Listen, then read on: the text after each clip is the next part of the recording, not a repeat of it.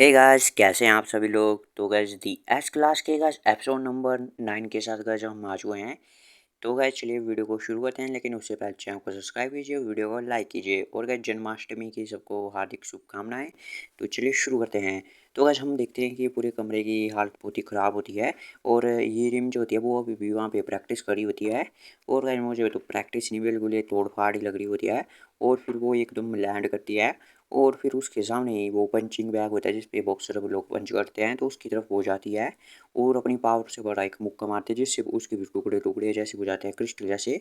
और फिर अपनी एक शैडोलेस्ट डे की एक स्किल को यूज़ करते हैं जिससे कुछ शैडो जैसा जाता है सभी तरफ। और अपना एमसी कहता है यहाँ पे हुआ क्या है, ये ट्रेनिंग रूम तो पूरा कम्प्लीटली तोड़ फोड़ दिया है, ई रिम के साथ कुछ हो तो नहीं गया है। तभी उसे कुछ हो जाता है और वो कह रहा है कि मेरी बॉडी मूव क्यों नहीं कर रही है।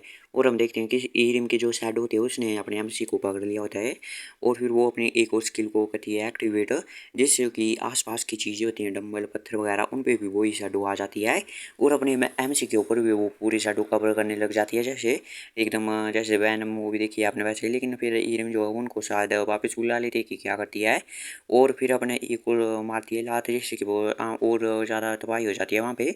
तो गैस यहाँ पे तो मुझे पता नहीं लग रहा है कि गैस क्या हो रहा है यहाँ पे, लेकिन जो ये रिम होती है वो आम आगे जाके एक और मुक्का मारते हैं जिससे कि और भी ज़्यादा तबाही होती है पहले से भी ज़्यादा। और फिर इधर ये रिम खड़ी हो जाती है एकदम चौड़ में। और फिर हम इधर सुनते हैं कि अपना एमसी का भाई कहता है बड़े भाई आप थोड़ा सा रुको 1 मिनट। और इधर ये रिम भी देखती है, वो कहती है ओल्ड मैन। और एमसी कहता है तुम तो बहुत स्ट्रॉन्ग बन चुकी हो। और इधर एमसी का भाई कहता है मरना मत बड़े भाई। और इधर ये रिम कहती है क्या। और ओल्ड मैन तुम्हें क्या हुआ है, रुको 1 मिनट जरा, जो होल्ड करो एक बार। और फिर अपना एमसी भी कुछ नोटिस करता है और हीरिम कहती है क्या तुम ठीक हो ओल्ड मैन। और एमसी कहते हैं तुम कौन हो। और जो कि होती है हीरिम वो कहती है क्या तुम्हें मैं याद नहीं हूँ, मैं हीरिम हूँ। और वो सोचे है क्या ऐसे बोलने वाली बीमार तो नहीं हो गई है। और एमसी कहता है हाँ हाँ मुझे याद है वो, लेकिन तुम इतना चेंज कैसे हो गए, मैं तो तुम्हें पहचान भी नहीं पा रहा हूँ। तो एमसी का भाई कहते हैं बस ये स्टाइलिश की गई है कोऑर्डिनेटर के द्वारा।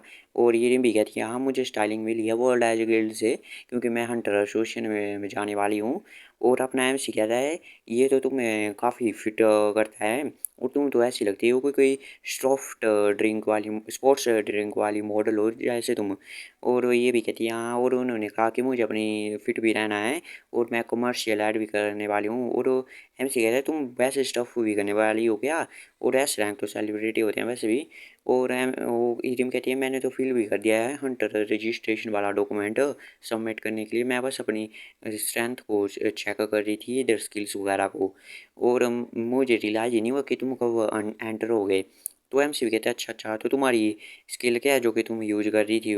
और फिर जो कि होती है रिम्बो भी अपनी स्किल्स के बारे में बताने लग जाती है। वो कहती है एक पहली स्किल तो फ्रीजिंग सी है जो कि फ्रीज करने वाली स्किल है जो कि तुमने लास्ट टाइम तो देखी होगी। और मेरी एक दूसरी स्किल भी है जिससे का नाम हरमस सूज है, जिससे कि मैं फ्लाई भी कर सकती हूँ और शॉर्ट रेंज में टेलीपोर्टेशन भी कर सकती हूँ। और एक और स्किल है शैडोलेस डे, ये वाइड रेंज की अटैक वाली स्किल है स्पेशल इफेक्ट वाली। और ये इंक्रीज कर लेती है कोई भी स्टैट या एट्रीब्यूट वाली स्किल के इफेक्ट को। और ये ऑब्जर्व भी कर सकती है अपोनेंट की शैडो को उनको स्लो करने के लिए, और उनसे पावर भी ले सकती है शैडो से। तो एमसी कहता है अच्छा अच्छा, तो तुम अपने सराउंडिंग वाले जगह से पावर लेके स्ट्रॉन्ग बन जाते हो इसलिए ट्रेनिंग रूम इतना मैस में था। और वो कहते हैं हाँ एक और लास्ट थिंग एक वाइट कोप सी स्किल है जो कि मुर्दा लोगों से इंफॉर्मेशन निकलवा लेती है। तो एमसी भी से चौंक जाता है और वो कहता है ये तो बड़ी इविल जैसी स्किल लगती है। और वो भी कहते हैं हाँ हाँ मैंने भी सोचा था कि कोई मेरे को अटैक वाली स्किल जैसा कुछ मिल जाए। तो फिर एमसी होता है वो कहते हैं हिरम को तो ठीक है, तो अभी के लिए तो ये जो कॉर्प्स वाइट कॉर्प्स वाली स्किल है इसको हिडन रखते हैं। और वो कहती है हिडन। और एमसी कहते हैं हाँ, और कोई भी नीड नहीं है, तुम्हें अपनी सारी की सारी स्किल को शो करने की जब रजिस्टर करोगे। और वो कहता है तो तुम्हारे कुछ और कार्ड्स भी हिडन रखते हैं जैसे ये बफ अटैक इफेक्ट जो शैडोलेस डे का है। और हर मसू का सिर्फ फ्लाइंग इफेक्ट और टेलीपोर्टेशन को हिडन रखते हैं। और वो ईरम कहते तुम तो अपने काम में बहुत ही एक्सपर्ट हो। और वो एमसी कहते हैं नहीं नहीं ये तो कोई इच्छा नहीं है, और तुम अपने स्ट्रेंथ को कंट्रोल करना सीख चुकी हो। और एमसी के भाई को भी आ जाता है वो साइन को देख देख के, क्योंकि ये इतना चिपकड़ी होती है। और एमसी का भाई कह रहा है इससे इसलिए इतना सब कुछ पता है क्योंकि मैं इसकी टेक केयर कर रहा था, और इससे तुम अपना डिस्टेंस बना के रखो। और ये बीच में आ जाता है इनके। और वो कहती है गिल्ड मास्टर आप मैंने आपसे नहीं पूछा तो आप क्यों बीच में टांग अड़ा रहे हैं। वो कहते हैं मैं बीच में नहीं अड़ा रहा हूँ टांग, मैं बस एक्सप्लेन कर रहा हूँ क्योंकि ये मेरा बड़ा भाई है। MC कहते हैं तुम दोनों चुप हो जाओ, और MC सोच रहे क्या सब कुछ ठीक होगा क्या। और फिर हम नेक्स्ट सीन देखते हैं जो हंटर एसोसिएशन का। तभी पार्क की कार से उतरती है, वो कहते हैं वर्ल्ड एज गिल्ड की कार आ चुकी है, और इसमें पार्क की में उतर जाती है। तो वो कहते हैं कि जो कि 8th रैंक मतलब 8वीं एस रैंक की हंटर है वो भी पैदा हो चुकी है, उसका बर्थ हो चुका है कंट्री में। और पार्क के पास 3 स्टार्टिंग स्किल है, और पीछे हम देखते हैं 2 बंदों की शैडो। तो गाइज ये 2 बंदे कौन है गाइज, तो मैं आपको बता दूं ये है अपने MC और उसका गार्ड। और MC कहते हैं अरे पार्क के रूम तो कितना कूल लग रही है, वो तो काफ़ी अच्छा कर रही है। और जो भी गार्ड होता है वो तो सुन नहीं होता है, वो कहता है अगर तुम्हें उसके साथ ही जो रहना चाहिए था तुम ऐसे क्यों देख रहे हो। और वो तो बहुत ही दुखी थी, मतलब उदास थी जब उसने सुना कि तुम उसके साथ नहीं जा रहे हो। MC कहता है मेरी बहुत ही बैड मेमोरीज है क्राउड के साथ, और ये कोई मैटर भी नहीं करता है क्योंकि वो ज़्यादा टाइम टाइम तक सैड भी नहीं रहेगी। और उस वो तो मेरे ऊपर ध्यान भी नहीं देगी जब वो एक फेमस बन जाएगी और लाइफ लग्जरी लाइफ जिएगी। और वो काफ़ी अच्छे से जिएगी अपने खुद के दम पे, और जो कि उसके लिए ठीक है। और वो कहता है कि लेकिन काफ़ी ज़्यादा चीज़ें हो चुकी है चेंज है, पहले तो एक ओल्ड होती थी एक पार्क की रिम, वो जो कि मैंने फ्यूचर वाली थी, लेकिन अभी की पार्क की रिम को रिप्लेस कर दिया एक स्माइल करने वाली और बहुत ही कॉन्फिडेंट है जो कि वो हंटर है। और ये ब्रेक भी जो कुछ दिन पहले हुआ था ये पहले पास्ट में नहीं हुआ था। और क्या सब कुछ ठीक होगा, कैसे पास्ट को चेंज करना है इतना। और अपना MC ये सोच रहा होता है, और फिर वो देखता है सामने कि यहाँ पे तो सब E और F रैंक के ही है। MC सोचता है ये तो मुझे लगता है काफ़ी हार्ड है कोई एक और S रैंक का ढूंढना बंदा, वो भी लक के साथ। और वो कहते हैं यहाँ पे कोई पॉसिबिलिटी नहीं है कि कोई भी ऐसा हाई रैंक का हंटर यहाँ पे घूम रहा होगा ऐसे प्लेस पे। तभी वो किसी को देखता है और वो वहाँ पे दौड़ने लग जाता है उसकी तरफ। गार्ड कहता है तुम यूजिन तुम कहाँ जा रहे हो। तभी हम देखते हैं अपने MC को जो एक बंदे की तरफ जा रहा होता है, और वो सोचता है कि मेरे को एक और जैमो मिल चुका है जो कि बरीड होने वाला था, मतलब ख़त्म होने वाला था, और मेरे अभी सामने ही है वो। और वो उस बंदे का हाथ पकड़ लेता है, और वो सोचता है कि फिर मैं अपने स्किल के साथ इसको फिर से चमका सकता हूँ। और MC उसे पकड़ लेता है, वो भी बंदा चौंक के देखता है और वो कहता है तुम कौन हो। और MC जब उसकी स्टेटस देखता है और वो देखता है कि वो F रैंक का होता है, अभी उसका नाम यू म्यूगोवा है कुछ। और अगर इसको MC अवेकन कर सकता है तो वो SS रैंक पे कर सकता है अवेकन। और MC कहता है तुम यू हो ना, और ये बहुत ज़्यादा टाइम हो गया हमें मिले हुए। तो वो बंदा सोचता है कौन कौन तुम। और MC कहता है अरे तुम मेरे को रिकोनाइज नहीं करे हो, मैं यूजिन हूँ, हाँ यूजिन। और वो बंदा सोचता है सॉरी लेकिन मुझे पता नहीं है कि तुम कौन, अभी भी याद नहीं आ रहा है। और अपना MC कहता है अरे अरे ये बहुत ही ज़्यादा लंबा टाइम हो चुका है इसलिए मैं समझता हूँ। और MC सोचता है कि मुझे भी नहीं पता कि तुम कौन हो वैसे। और MC उसकी और भी स्किल को देखता है कि इसकी आखिर का स्किल क्या है, तो वो जब दिखता है तो वो भी बहुत ही ज़्यादा चौंक जाता है क्योंकि उसे master of Smith he SS rank की स्किल होती है वो। MC कहता है ये तो बहुत ही अमेजिंग स्किल है इस बंदे की।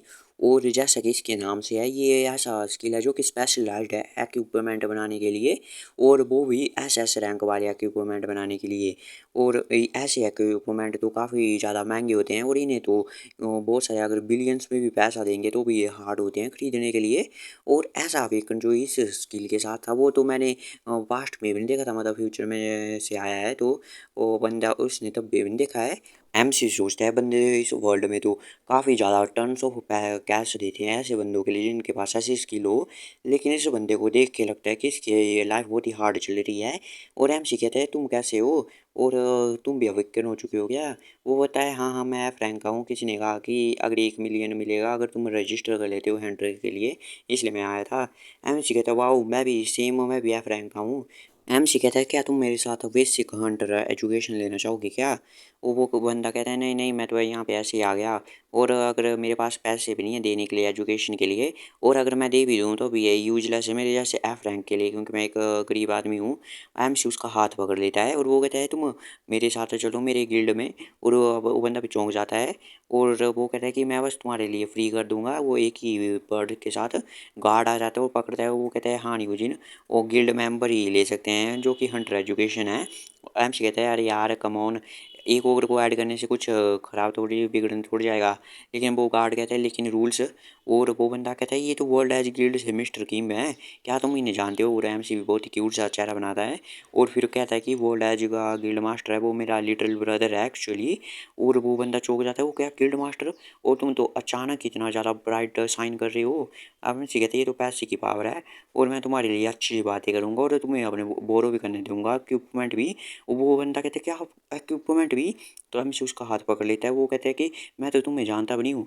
तो एमसी कहता है तुम्हें इस के बारे में चिंता करने की कोई ज़रूरत नहीं है, तुम बस एक्सपेक्ट कर लो और मैं तुम्हारी हेल्प करूँगा, तुम काफ़ी अच्छे बंदे हो क्योंकि, ठीक है ना। और वो बंदे भी बहुत ही रोने लग जाता है और मतवांसु। और एमसी कहते हैं तुम ये डिजर्व करते हो इतनी ज़्यादा काइंड ट्रीटमेंट को।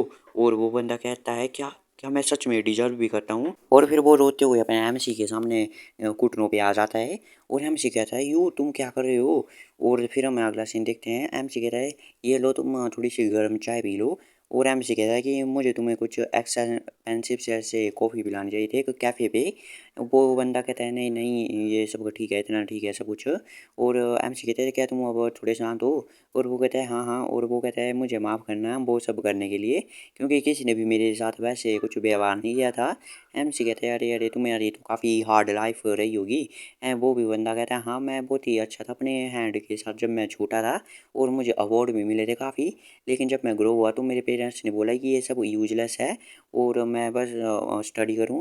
लेकिन तभी से मेरा डाउनफॉल शुरू हुआ क्योंकि मेरे पास स्टडी के लिए कोई टैलेंट ही नहीं था, और मेरी यूनिवर्सिटी ग्रेड भी बहुत ही ख़राब थी, इसलिए मुझे कोई भी जॉब नहीं मिला और मेरी फैमिली की सिचुएशन भी बहुत ही ख़राब हो गई। और जब तक मुझे इन सब चीज़ों का पता चला तब तक मैं कर्जे में डूब चुका था और मैं एक लूजर बन गया जिसके पास कहीं भी जाने को नहीं था कोई रास्ता। और एमसी कहता है हाँ मुझे पता है ये कैसे फील करता है, और एमसी बहुत ही उदास हो जाता है और वो याद करता है अपने पास्ट लाइफ को, जैसे उसमें एक डी रैंक का उसको कैसे एफ रैंक को मार रहा था। और ये वही था एपिसोड 1 वाला सीन। और एमसी कहता है बस एक कॉम्बैक्ट और हीलिंग वाले ही स्किल वाले बंदे सभी जगह वेलकम होते हैं। अगर तुम्हारे पास इनमें से कुछ नहीं हो और तुम एफ रैंक के हो तो तुम सोसाइटी में तुम्हें कुछ भी नहीं मिलेगा और कोई भी तुमसे वेलकम नहीं होगे तुम। और एमसी सोचता है मुझे आश्चर्य है कि यू के साथ क्या होता, और उसके पास कोई अपॉर्चुनिटी नहीं होती अगर उसके टैलेंट को ऐसे यूज़ करने की, लेकिन अब एटलीस्ट मैं उसके साथ हूँ। और फिर अपना एमसी खड़ा हो जाता है और वो कहता है ठीक है। और एमसी कहता है तो ठीक है अब अपने ज़्यादा दुख में खो के मत रहो, उसमें डूबो मत जाओ, और कौन केयर करता है कि तुम्हारी क्या ट्रू बर्थ है, और वो वर्ल्ड बहुत ही हार्ड है लीव करने के लिए, तो तुम कॉन्फिडेंस के साथ जियो। और उसे बहुत ही बड़ी आशा भरी किरणें दिखाता है और वो कहता है कि अपना सर उठा के जियो प्राउडली। और फिर वो कहता है कि मैं एक बहुत ही रिमार्केबल मैन हूँ और लोग मुझे देख नहीं सकते हैं और मुझे खुद से प्यार है। और एमसी कहता है बस यही हमें सोचना है अपने बारे में, ठीक है क्या। और फिर एमसी इसके इसकी तरफ भी देखता है और फिर वो कहता है कि यू मोन वो, और क्या जैसे हम मिस्टर वो ही कहेंगे मिस्टर यू, और I love you to my friend. और ये भी बहुत ही खुश हो जाता है और वो कहता है कि हाँ हाँ मैं भी तुम्हें बहुत ही थैंक करना चाहता हूँ यूजिन। और फिर तभी नोटिफिकेशन आ जाती है कि अवेकन्ड मिस्टर यू आपके इन्फ्लुएंस हो चुके हैं आपके कीवर्ड के द्वारा। और अपने आप से सोचता है जैसा कि मैंने सोचा था वो ये इतना ही आसानी से चला गया और यहाँ से तो अब मेरी नैया बहुत ही आसान से पार हो जाएगी। लेकिन तभी हमें दिखाया जाता है टीम लीडर शियोक सिमयुंग को, वो मना कर देते हैं। और एमसी भी कहता है क्या, और फिर वो कहता है कि हम कैसे एक स्ट्रेंजर को रिसीव करने दे सकते हैं रिक्रूटमेंट एजुकेशन।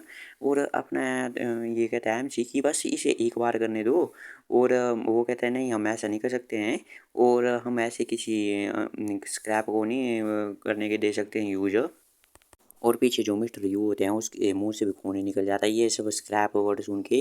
और एमसी उसे पकड़ लेता है पीछे और वो कहता है तुम बहुत ही हार्श हो अपने वर्ड के साथ, तुम इसे स्क्रैप कैसे बोल सकते हो। और वो मिस्टर ये कहता है हेड कि मैं तो बस ये कह रहा हूँ कि अपनी लाइन के बीच में रहना चाहिए बंदों को। और तो एमसी कहता है कि ये तुम ऐसा मत करो बस मुझे ट्रस्ट करो, ये वो बहुत ही अच्छा टैलेंट है सच में। और ये कहता है जो कि होते हैं हेड, वो कहता है मुझे पता है कि तुम्हारे पास काफ़ी अच्छी आंखें हैं और तुमने पहले एक बहुत ही आउटस्टैंडिंग अचीवमेंट पा लिया है डिस्कवर करके पार्क ये रिम को। लेकिन वो मिडल फिंगर दिखाता है और वो कहता है लेकिन ये कॉन्सिडेंस भी हो सकता है। लेकिन अपना एमसी कहता है अरे ये तुम्हारे फिंगर के साथ क्या है। और वो कह रहा है कि अगर मैं तुम्हें सच से सच बताऊँ तो तुम तो कुछ दिन पहले तुम एक स्कैमर के द्वारा वो स्कैम कर लिए गए थे और अब तुम अपने भाई के ऊपर जीते थे, जीने के लिए भी मतलब उसके पैसों पे जीते हो तुम अभी भी। तो गाइस यहाँ पे कुछ ऐसी बातें होती है गाइस, वो मेरे को समझ में नहीं आ रही होती है, मेरी इंग्लिश उतनी अच्छी नहीं है, लेकिन यहाँ पे ये जो मिस्टर वो है वो सोच रहा होता है कि यूजिन को मेरे द्वारा ह्यूमिलेट किया जा रहा है कि मेरी वजह से। तो वो वहाँ से रोता हुआ चला जाता है, वो कहता है रुक जाओ मैं जा रहा हूँ यहाँ से, अपनी जा रहा हूँ मैं। और लेकिन पीछे से यू कहता है अरे रुको रुको। फिर वो दोनों बाहर होते हैं, वो कहते हैं ये सियोक भी ना ये बास्टर्ड है और ये हर बार टांग अड़ाता है और ये कैसे कर सकता है ऐसे। तो जो मिस्ट्री वो है वो भी कहते हैं हाँ हाँ वो बहुत ही डरावना था। एमसी कहता है बस तुम रुको मैं अपने भाई को सीधे बात करता हूँ। लेकिन वो यूँ कहता है अपना सिर हिला के नहीं नहीं तुम्हें ये सब करने की कोई ज़रूरत नहीं, मुझे नहीं चाहिए ये। और तुमने मुझे पहले बता दिया है ना मेरी वैल्यू को, तो यही मेरे लिए काफ़ी है। और मैंने जीने की आशा तुमसे वो ले लिया है, ये सब तुम्हारी वजह से है। और एमसी कहता है यू, और वो कहते हैं कि अब मैं और डूबूंगा नहीं अपने दुख में। और वो कहता है कि एक्चुअली एक ऐसा प्लेस है जो कि एफ रैंक के हंटर को मेरी तरह जॉब देते हैं। एमसी कहता है क्या सच में, क्या ऐसा भी कोई प्लेस है क्या? हाँ वो कहता है कि हाँ उन है, और उन्होंने कहा है कि वो मेरे को यहीं से पिक कर लेंगे।